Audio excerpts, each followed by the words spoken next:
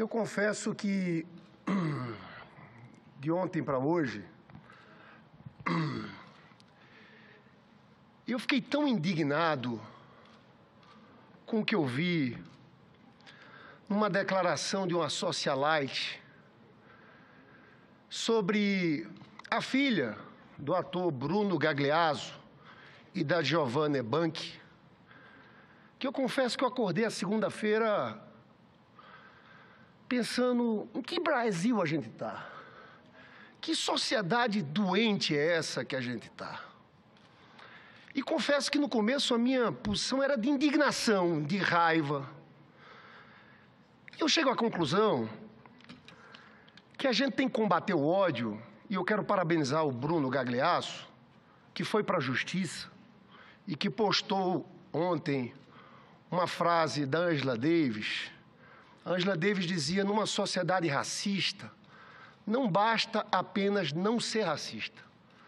Temos que ser antirracistas. Então eu quero primeiro cumprimentar a postura do casal, que for à frente, for à justiça, lutar contra o racismo. Mas eu, no primeiro momento, o meu sentimento era de raiva, de indignação, e eu acho que tem que ser, sempre tem que ter indignação, mas eu acho que a gente não pode se afastar, e eu queria me dirigir aos dois, ao Bruno e à Giovanna, dizendo o seguinte: tem uma corrente de amor, de muita gente nesse Brasil, que ficou indignada e que está trazendo solidariedade. Uma corrente de amor. Você sabe que o Nelson Mandela, na sua biografia, tem uma frase que eu acho que tem tudo a ver com isso que a gente está vendo. E a frase dele, no livro, diz que ninguém nasce odiando outra pessoa pela cor de sua pele, ou por sua origem, ou sua religião. Para odiar, as pessoas precisam aprender. E se elas aprendem a odiar, podem ser ensinadas a amar, pois o amor chega mais naturalmente ao coração humano do que seu oposto. A bondade humana é uma chama que pode ser oculta, jamais extinta. Eu acho que a resposta que o Brasil tem que dar a esse caso é isso: uma corrente de amor, uma corrente de solidariedade. Agora, eu vi tanta gente, eu fico me perguntando, onde estão aqueles defensores das crianças que foram protestar em museus, falar sobre arte? Onde estão eles agora? Repudiando esse ato criminoso de racismo? Onde estão aqueles que foram protestar nos museus, que não falaram nada sobre o garoto que na semana passada passou fome e desmaiou numa sala de aula aqui em Brasília? Então, eu quero começar a fala tocando nesse assunto, porque segunda-feira passada nós estávamos aqui no Dia da Consciência Negra, e ouvimos tantos discursos, mas a prática é que nesse Brasil que teve 300 anos de escravidão, foi o país com o maior número de escravos do Ocidente, foi o último país do Ocidente a libertar seus escravos. A cabeça escravocrata das nossas elites continua presente. E eu fico vendo, infelizmente, que não é só uma socialite que falou esse bando de besteira, que chamou a menina Titi, que é linda. Bruno e Giovanna, vocês têm uma filha linda. Vocês são uma família linda, colorida. E eu fico vendo que essa elite brasileira tem uma cabeça escravocrata, porque infelizmente não foi só um. Foram vários que foram para as redes sociais depois da Thaís de Araújo ter feito aquela fala, uma fala contundente sobre racismo com o seu filho. Então o racismo tem uma característica estrutural na nossa sociedade. E essa cabeça escravocrata dessa elite, que na verdade nunca aceitou que pobre viajasse de avião, empregada doméstica, porteiro. Essa elite com a cabeça escravocrata que nunca aceitou que jovens negros entrassem nas universidades públicas. Eu, senador Donizete, senador Paulo Rocha, estudei medicina na Universidade Federal da Paraíba. Eu comecei fazendo medicina lá. E no meu curso não tinha um negro. Meu pai era médico. Eu vim de uma família de classe média.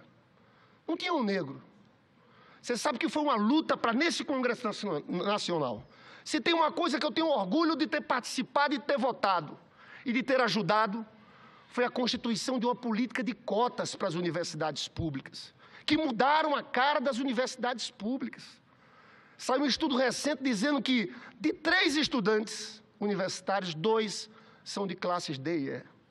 E eu, que nunca fui atendido por um médico negro, visitei uma universidade no Rio de Janeiro e me emocionei, Donizete, porque de uma turma de 100 alunos, tinha metade que eram jovens negros estudantes de medicina.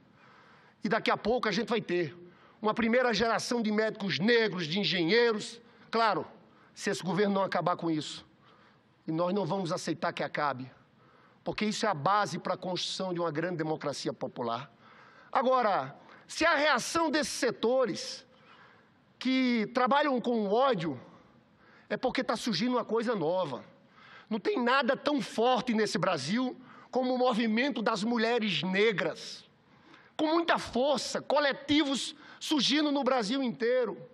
Por isso que eu encerro a minha primeira parte desse meu discurso, dizendo que a escravidão, infelizmente, ainda é uma marca presente no nosso país. E é presente principalmente, senador Paulo Rocha, quando a gente vê a aprovação de uma reforma trabalhista como essa, que vai penalizar os mais pobres, que rasga a Constituição, não há direito mais a salário mínimo, o trabalhador passa a receber agora por hora, sem seguro-desemprego, sem direito à aposentadoria.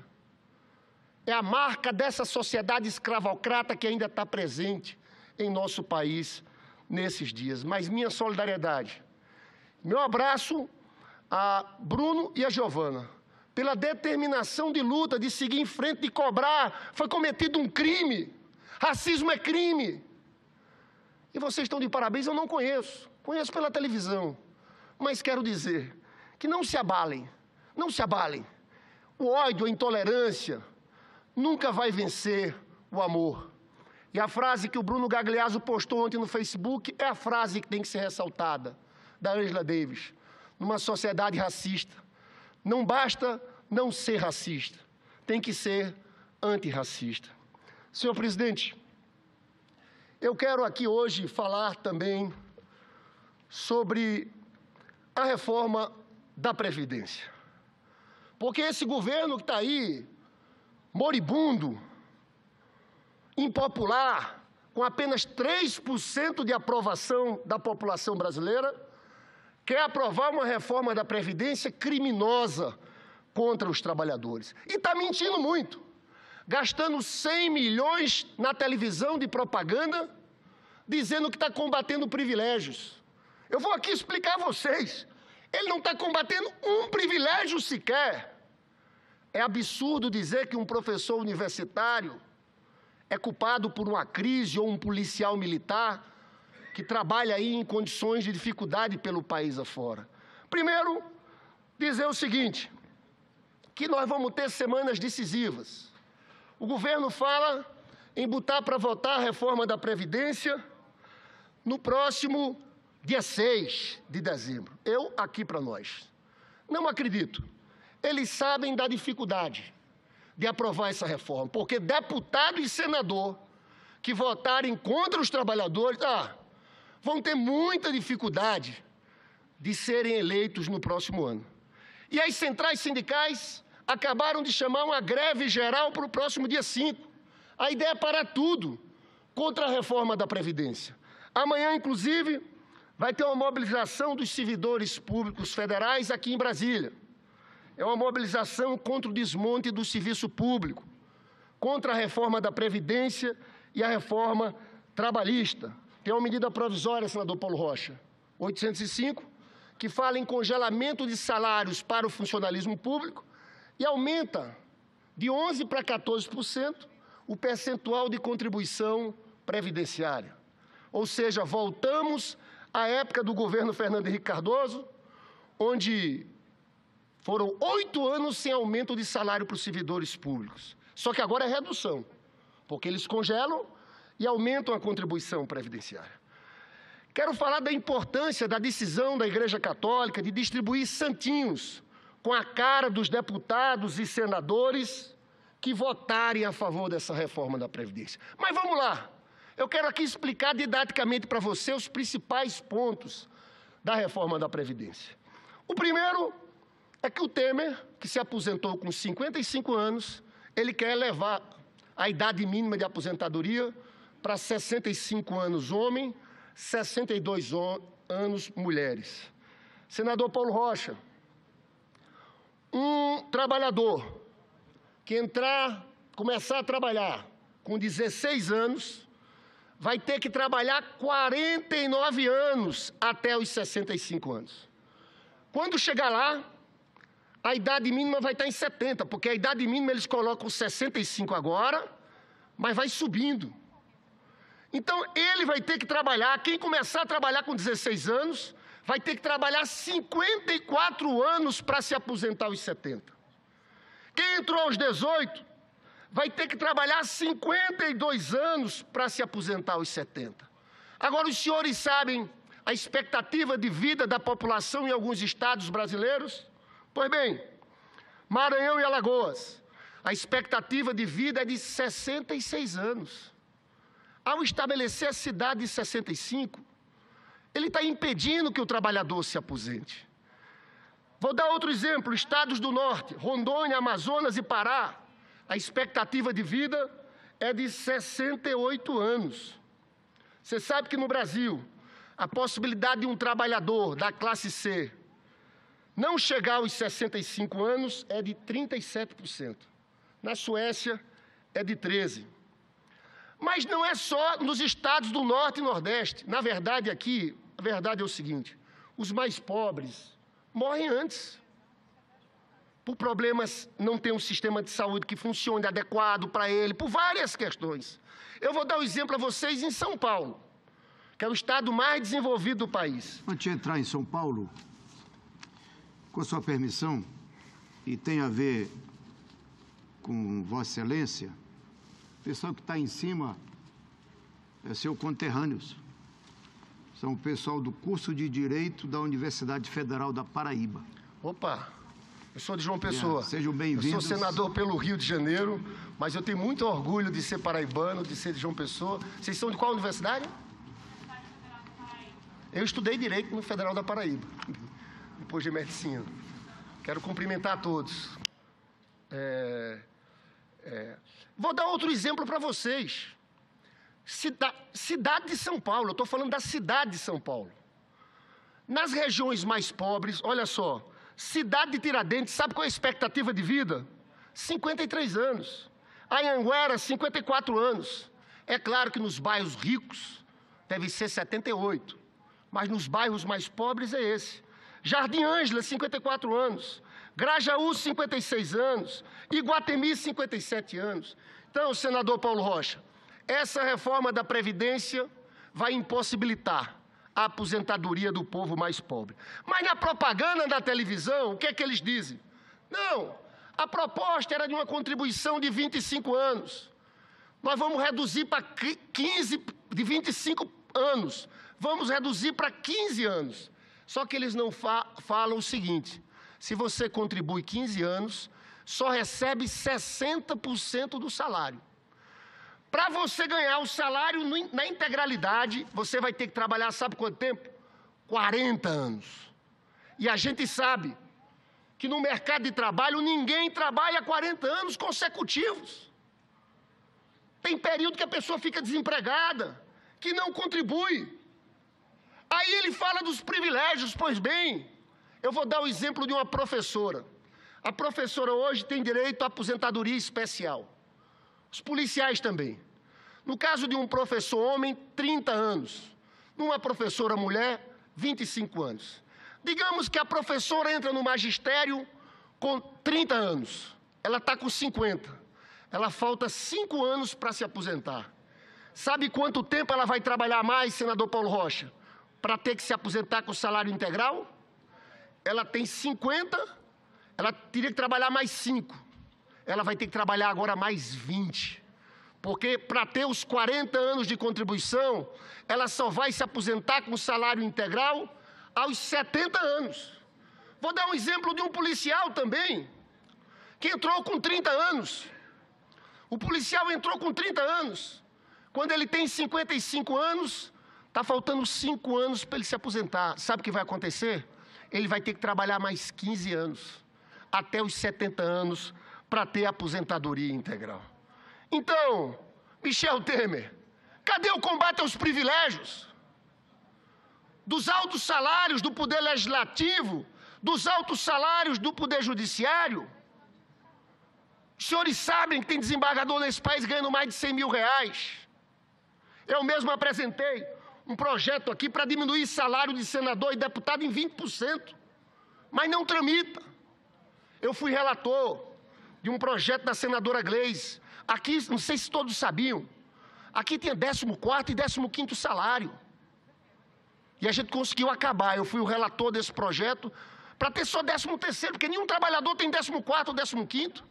Aqui tem mais de 2 meses de férias. Eu sou autor de um projeto para ter 1 mês de férias só. E o Poder Judiciário? Com quantos absurdos que existem no Poder Judiciário, mas isso, senhor Temer, o senhor não mexe.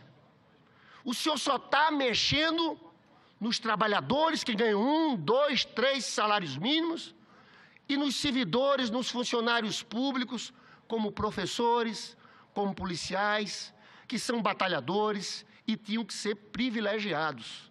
Porque, na verdade, um policial coloca a sua vida em risco a cada dia nesse país. Veja a quantidade de policiais mortos no Rio de Janeiro. Aí o senhor está acabando com a aposentadoria especial do policial, de um trabalhador importante como esse, do professor, porque todo o resto é mentira. Agora que ele vai ter que trabalhar 40 anos para se aposentar com salário integral, vai. Qual é o policial que vai aguentar trabalhar 40 anos? Não vai ter nem condição física lá à frente. Então, o que os senhores estão promovendo aqui é um absurdo, que penaliza o povo trabalhador, e os senhores estão mentindo com a campanha de propaganda, gastando 100 milhões numa campanha de propaganda na Rede Globo. Senhor presidente, tem mais um ponto que é importantíssimo nesse caso aqui. É que hoje, no caso da Previdência, você faz o seguinte: você tem a contribuição da vida inteira, você descarta os 20% de menor contribuição, para você ficar com salário maior. A regra é essa, é 80% das maiores contribuições. Eles estão acabando com isso também. Agora, pela proposta, não se descarta mais os 20% menores, é pelos 100%. Isso aí vai reduzir o salário do aposentado de algo em torno de 15% a 20%. Para os servidores públicos, é importante falar para os servidores públicos. Eu tenho aqui, por exemplo, estamos sendo assistidos por vários funcionários aqui que trabalham no Senado. Pois bem, para o servidor público é o seguinte: quem entrou depois de 2003 só vai ter aposentadoria integral se trabalhar 40 anos. 40 anos. Para os que entraram antes de 2003, só vai ter aposentadoria integral se chegar a 65 anos, homem, 62 mulheres. Se aposentar antes disso, tem um percentual a menos. Então, o fato é esse.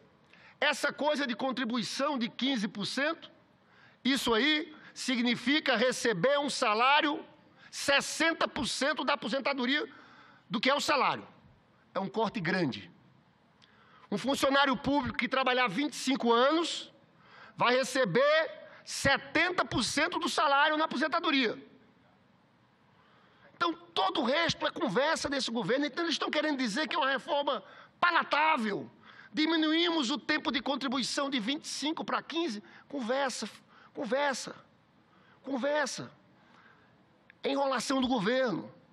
É por isso que eu quero encerrar esse ponto aqui, senador Paulo Rocha, pedindo ao povo brasileiro mobilização. Volto a falar que amanhã os servidores públicos vêm para Brasília, vão fazer uma marcha, mas é fundamental, pessoal, que a gente faça uma grande greve geral, que mostre que é uma greve ampla.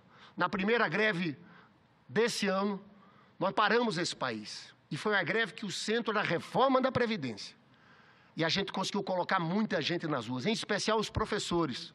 Professores da rede pública e da rede privada. É importante que a gente mostre, na verdade, o nosso diálogo, a nossa disputa vai ser na comunicação, senador Paulo Rocha, na narrativa. Porque, de fato, é muito dinheiro para fazerem propaganda mentirosa, falando de privilégio. Eu quero que eles me apontem onde é que estão mexendo em privilégios. Não tem lugar nenhum. É só conversa. Eles fizeram uma pesquisa, deve ter feito uma pesquisa qualitativa, e visto que o povo brasileiro, com razão, não aceita esses privilégios, esses que existem, principalmente nos altos cargos do serviço público. Aí daí eles bolaram uma peça publicitária que não tem nada a ver com a reforma em si. Porque a reforma em si, volto a dizer, é toda contra o trabalhador e contra o aposentado. Aqui tem uma... Desculpe, mas do ponto de vista econômico, isso que está sendo feito é um suicídio para o país. Você sabe, senador Paulo Rocha, no governo do presidente Lula, foi criado aquele grande mercado de consumo de massas. Muita gente que foi incluída passou a consumir, gastar dinheiro, movimentar a economia. E foi feito um estudo por parte do IPEA. Qual o principal motivo para a criação desse grande mercado de consumo de massas no país? Aí se foi atrás, estudaram o Bolsa Família. Não é o Bolsa Família. O Bolsa Família ajuda, mas o percentual é muito menor da verdadeira causa. Foram ver o salário mínimo. Claro que o salário mínimo ajudou, mas, na verdade, o maior motivo foi o impacto do aumento do salário mínimo na Previdência. Nos nossos governos, o salário mínimo subiu 77% acima da inflação. Aquilo aumentou o quê? O dinheiro na mão do aposentado. E foi esse dinheiro que movimentou a economia. É um dinheiro em que um aposentado, uma senhora, compra de remédio, paga uma escola do neto. Eu quero chamar a atenção para o outro efeito, porque essa reforma trabalhista e a reforma previdenciária juntas têm outro efeito. Vão afundar a economia brasileira. Hoje, 60% da economia na demanda está ligada ao consumo das famílias. Então, é esse dinheiro que movimenta a economia. O que é que o governo está fazendo? O oposto do que o Lula sempre fala, que o Lula diz, colocar dinheiro na mão dos pobres para movimentar a economia. Eles estão retirando. Tanto na reforma da Previdência, que, na verdade, o que eles querem com essa reforma da Previdência é cortar uma parte da aposentadoria e impedir que outros não se aposentem, morram antes. O objetivo é esse. Eles querem que os trabalhadores morram antes de se aposentar. Então, estão tirando o dinheiro da mão dos que mais precisam. E a reforma trabalhista é a mesma coisa. Porque a reforma trabalhista, eu já disse aqui, o trabalho intermitente, o trabalhador vai receber bem menos por horas, não vai ter seguro-desemprego e nem vai ter aposentadoria, porque ele não vai conseguir contribuir. Aí é onde entra outra questão que Vossa Excelência falou, Paulo Rocha, aqui, da sustentabilidade da Previdência. A reforma trabalhista acaba com a Previdência no futuro.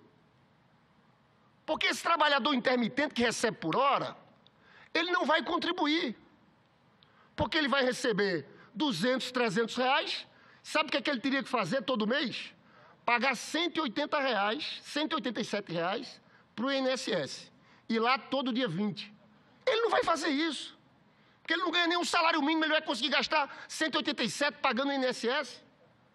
Então a gente está causando um rombo da Previdência no futuro. E aquilo que, quando ele estava empregado, com relação à carteira assinada, o patrão pagava 20% e ele 9%, 10%. Agora, ao contrário, com o intermitente, o patrão deixa de contribuir 20% e ele fica na perspectiva, se quiser, pagar os seus 10% ou 20%, que não vai pagar. Ele que tem que pagar tudo, não vai pagar. Aí você veja, o Paulo Paim fez um brilhante trabalho, junto com o Hélio José, e no relatório deles disseram o seguinte: primeiro, não tem rombo da Previdência, porque quando eles falam de rombo, é porque eles estão tirando a parte do governo. No caso da Seguridade Social, é um sistema tripartite. Empresário paga, trabalhador paga e governo. Está estabelecido lá no artigo 195 da Constituição. COFINS, PIS/PASEP, contribuição social de lucro líquido, que foram criados só para a Previdência. Só que o governo não conta isso, porque não quer colocar o dinheiro na Previdência. Quer utilizar esse recurso para pagar juros para o sistema da dívida, que abocanha quase 35% do orçamento público do nosso país. E a questão dos grandes sonegadores, aí é outro departamento, né? Inclusive, eu falei na cara desse Meirelles, que é ministro da Fazenda, que ele não tinha autoridade para conduzir uma reforma como essa, porque ele foi presidente do Conselho de Administração da JBS, enquanto ele era presidente da JBS, não pagou a Previdência. A dívida da JBS é de 2 bilhões e 400. Aí tem a cara de pau de vir aqui falar que vai tirar do trabalhador que ganha um salário mínimo. Desse é o respeito, ministro. Então, cabe ao povo brasileiro se levantar, ir para as ruas e construir uma grande greve geral no próximo dia 5. Se a gente botar povo nas ruas, nós vamos enterrar essa reforma da Previdência ainda esse ano. Porque esse governo é fraco. Ele tenta se salvar comprando voto de deputados. Agora, se o povo for para as ruas, se a Igreja Católica fizer o que está falando que vai fazer, eu quero ver. Eles não vão ter os 308 votos, porque esses deputados vão perceber que quem ficar contra o povo trabalhador não vai ter chance alguma no processo eleitoral. Mas, senhor presidente, eu queria também aqui falar sobre esse polêmico documento do Banco Mundial, que fala sobre várias questões no país. Fala sobre a reforma da Previdência, mas eu quero centrar hoje no ponto em que o Banco Mundial fala sobre o fim da gratuidade nas universidades públicas brasileiras. O Banco Mundial divulgou na semana passada um relatório sobre o Brasil intitulado Um Ajuste Justo, que vem provocando intensa polêmica. Na tarde de hoje, gostaria de comentar não todo o relatório, mas o item, a proposta de financiar as universidades públicas através do pagamento de mensalidades. O relatório do banco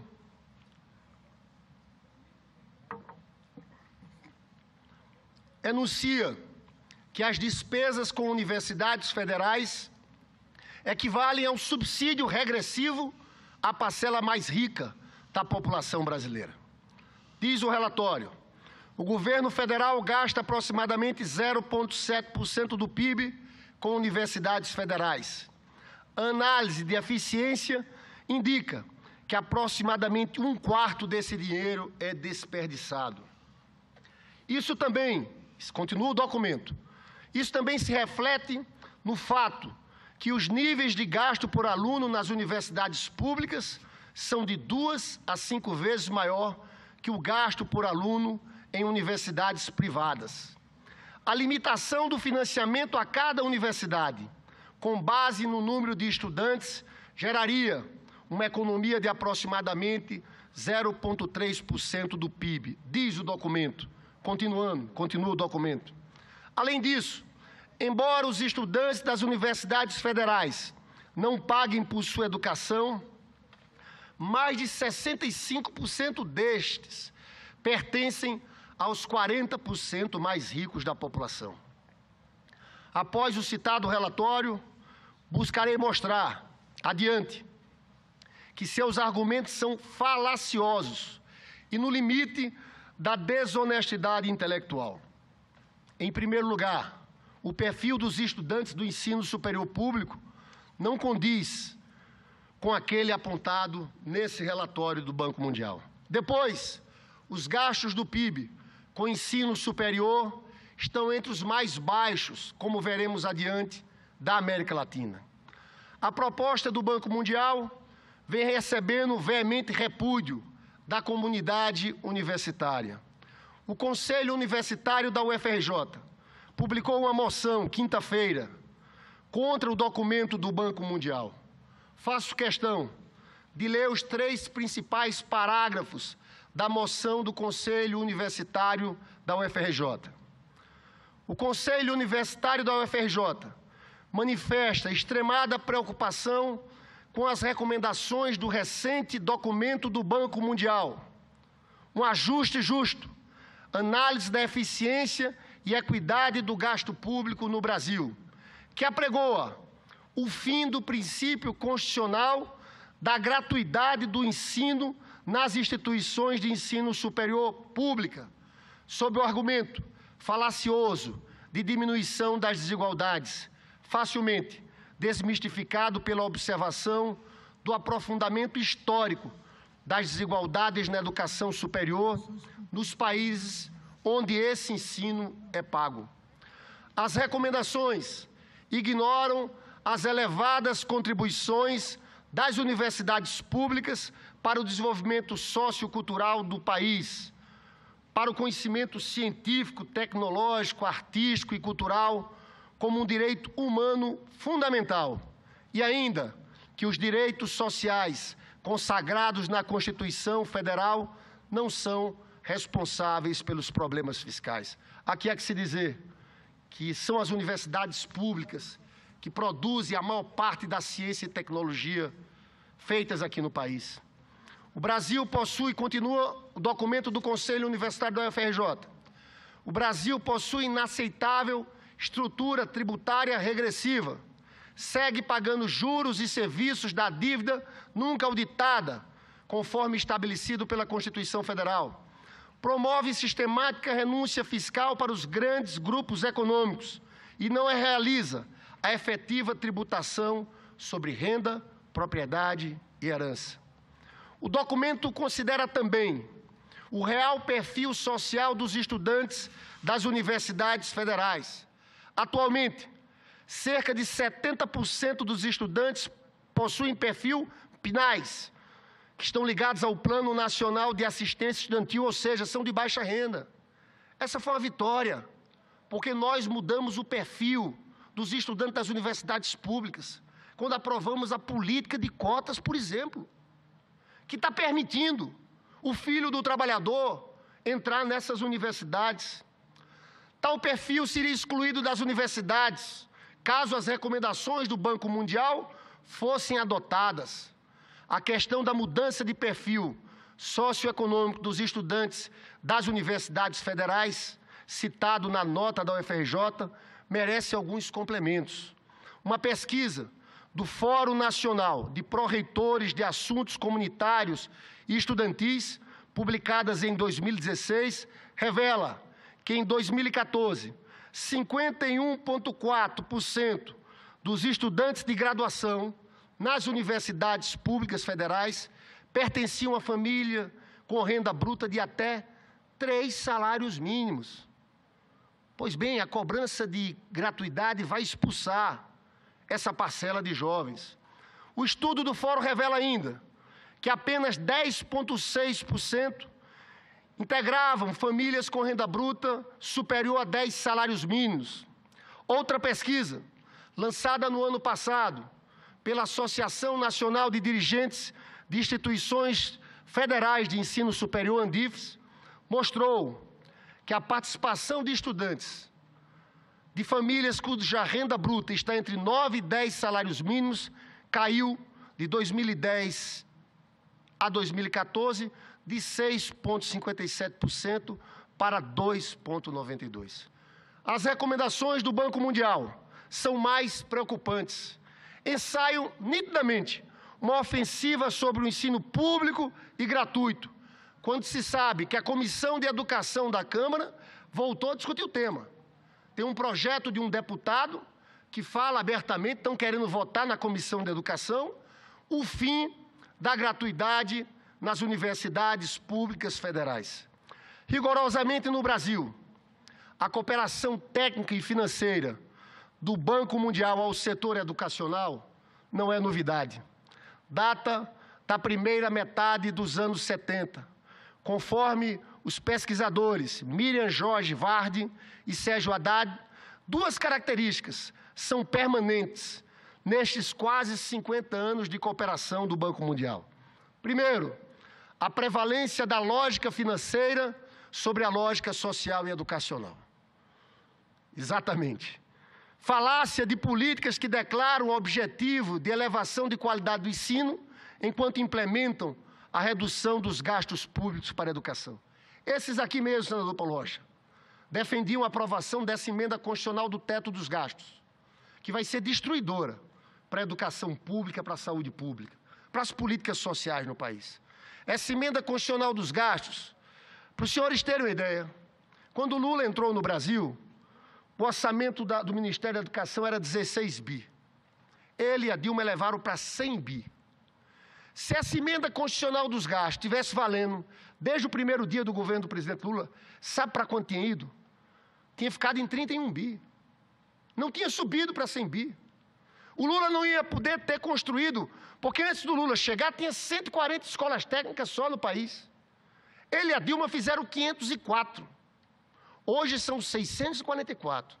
Só que não são só escolas técnicas. Elas viraram instituições federais, com ensino superior, inclusive.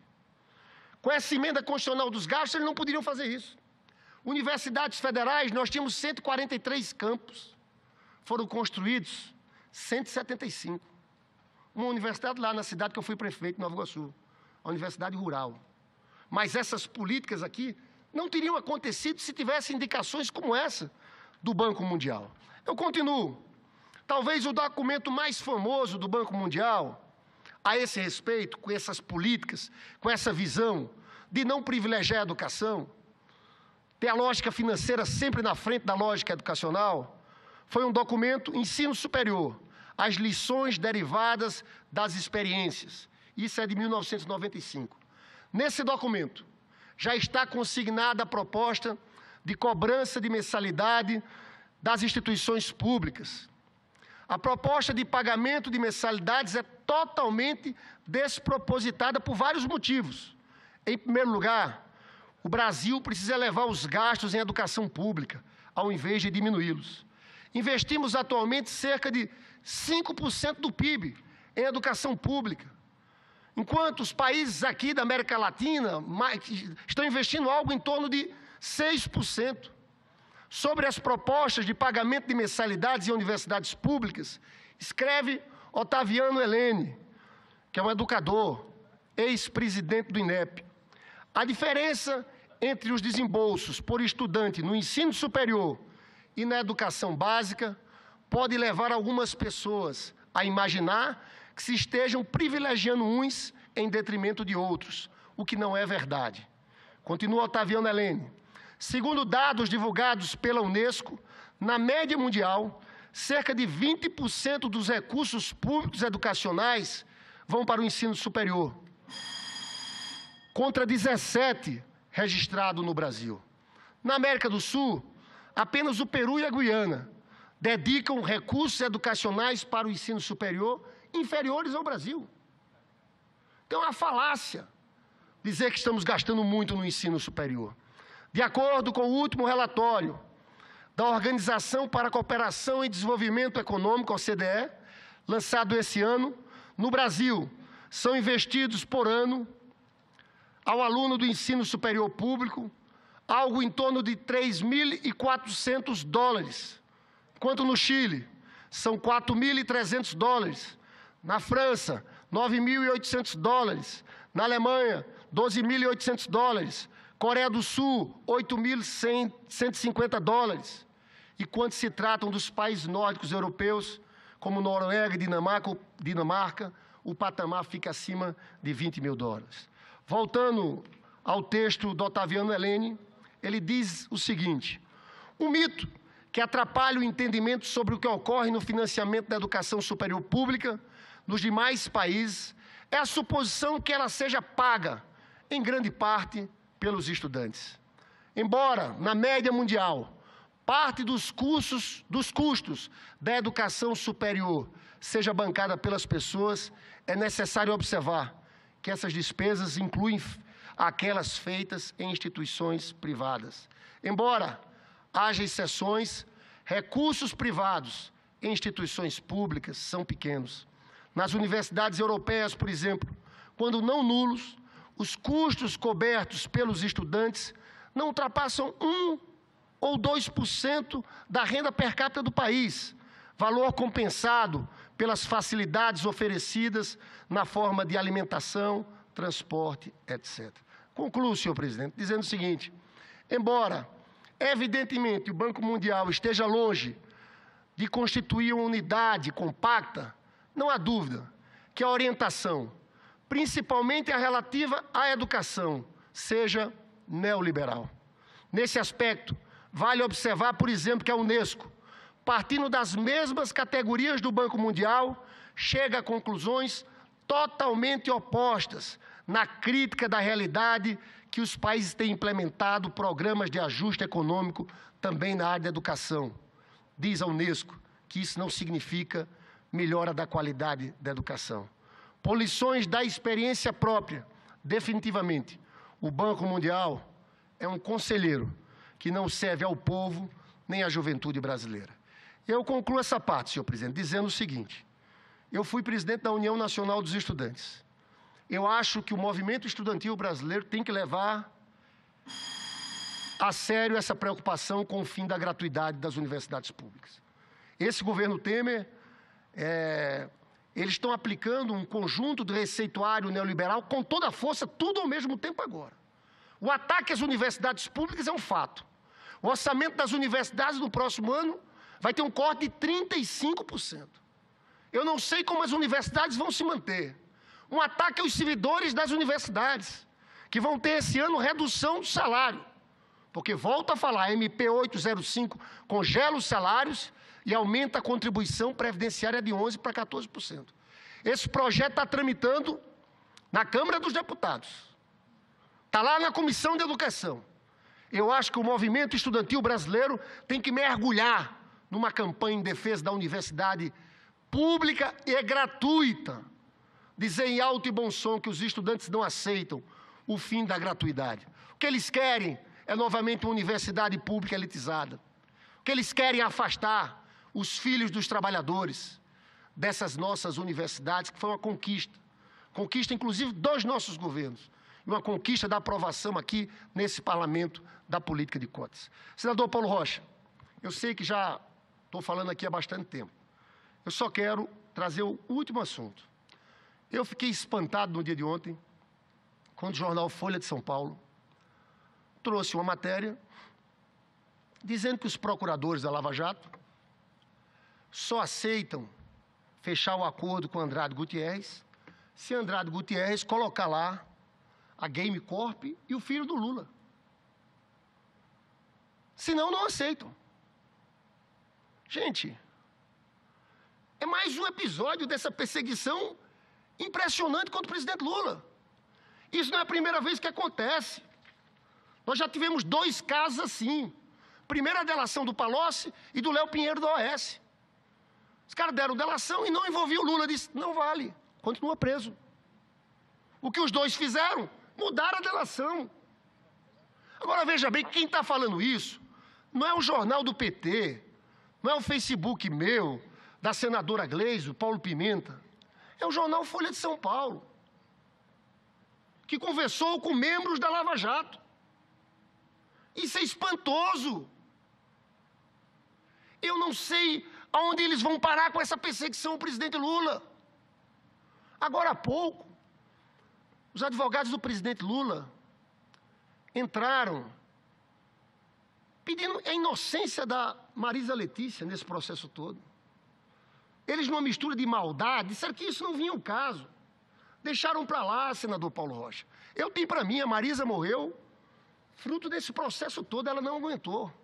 Aquela exposição da família dela, perseguição desse aparato judicial partidarizado, mas da Rede Globo também, que ali fez uma perseguição à família do presidente Lula.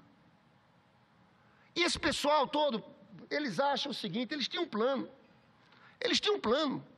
O plano deles era o seguinte, olha, vamos tirar a Dilma, vamos desmoralizar o Lula, vamos condenar o Lula, botar o juiz Sérgio Moro em cima, a Rede Globo todo dia.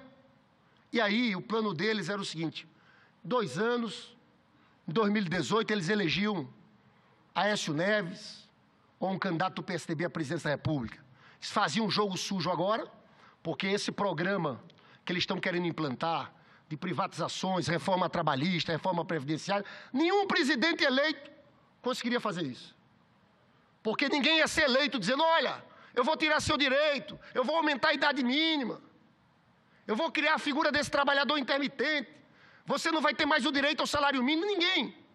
Então foi necessário o golpe. Mas eu fico vendo, senador Paulo Rocha, como esse golpe fracassou. Porque o Lula não para de subir em tudo que é pesquisa. A última pesquisa do Ibope, ele deu 35%, 36%, quando foi para votos válidos, que é o que conta, 48%. No Vox Populi, 55%. Sabe por quê? As pessoas começam a perceber que a perseguição ao Lula é que não querem que o Lula dispute. É porque sabe que uma eleição sem Lula só vai ter um lado. E esse lado é contra os trabalhadores. E as pessoas olham para o Lula e lembram, puxa, naquela época era diferente. A minha vida era melhor. Eu tinha dinheiro. Eu fui lá em Nova Iguaçu esse final de semana e gente do povo dizendo, puxa, naquela época a gente tinha churrasquinho na rua todo final de semana, juntava o pessoal. A turma está muito apertada. Está devendo muito. E a gente tem um presidente da República, esse aí, que não tem preocupação alguma com o povo. Está pouco se lixando, senador Paulo Rocha. E o preço da gasolina? O preço da gasolina, pior do que o preço da gasolina, que subiu muito, é o do botijão de gás. Porque esse é maldade com o pobre. Você sabe que lá era uma política do governo Lula e da Dilma. O preço ficava lá R$15, era subsídio. Agora tem lugar que está mais de R$80. Estamos voltando a ter fogão a lenha. Fogão a lenha novamente. Porque não dá para a pessoa, um trabalhador que recebe um salário mínimo, agora vai poder receber menos que o salário mínimo, comprar um botijão de gás com preço desse. As pessoas estão percebendo. Aí vem um caso como esse, sinceramente, gente, isso aqui não é mais democracia. Né? Você sabe que a lei da delação premiada, um dos pressupostos tem que ser voluntário. Não pode ter, é incompatível com qualquer pressão física ou psicológica. Aí, os procuradores da Lava Jato dizem o seguinte, olha, só vai valer a delação se vocês implicarem o filho do Lula e a Game Corp. Porque na primeiro depoimento eles diziam que não tinha nada de errado com o filho do Lula. Que uns imbecis, inclusive, afora, diziam que era o dono da JBS. Não era isso que falavam do Lula? Um bocado de gente no Facebook do filho do Lula. Tá aí, aconteceu, mostrou o que é a JBS, o que tem com o Lula. Não tem nada. Agora, um caso desse era para espantar. Era para desmascarar. Sabe o que eles vão fazer? Daqui a pouco eles vão falar do filho do Lula. Só sai da cadeia se falar do filho do Lula. Vão falar do filho do Lula. Porque a ordem é essa, tem que falar do Lula. Se não falar do Lula, não vale. Agora, cadê o dinheiro no exterior do Lula? Cadê as malas de dinheiro do Lula? Porque a perseguição é total. Se tivessem alguma coisa contra o Lula, eles tinham mostrado. Mas não conseguem mostrar. Querem dizer que aquele triplex é do Lula. Não está no nome do Lula. Não tem nada no nome do Lula. Mas é porque querem, que não querem que ele seja candidato. Porque tem medo dele, sabe da relação dele com o povo brasileiro. Olha, eu encerro, senador Paulo Rocha, dizendo o seguinte. Esse golpe fracassou. Porque eles não vão conseguir impedir o presidente Lula de ser candidato. O presidente Lula vai ser candidato. Eles estão agora costurando a imagem do Lula como se o Lula fosse um esquerdista raivoso. Todo mundo sabe que o Lula foi presidente da República e não era isso. Lula, pelo contrário, era um cara que dialogava. Lula vai ser candidato. E nós vamos eleger ele de novo presidente da República para tirar o país desse buraco. Para voltar a falar em crescimento, em geração de empregos, para ele dizer o que ele sempre diz, que a economia brasileira se recupera quando investe pobre. Pobre não é problema, pobre é solução. E nós vamos receber ele no Rio de Janeiro, numa grande caravana, no próximo dia 5. Ele começa no Espírito Santo no dia 4, chega no dia 5 em Campos, e vai rodar todo o Rio de Janeiro, vai para a Baixada Fluminense, vai para São Gonçalo, Maricá, vai para a cidade do Rio de Janeiro. E eu tenho certeza que vai ser um reencontro, porque muita gente sabe da necessidade de eleger Lula novamente, para o país voltar a sonhar com dias melhores para o seu povo. Muito obrigado, senador Paulo Rocha.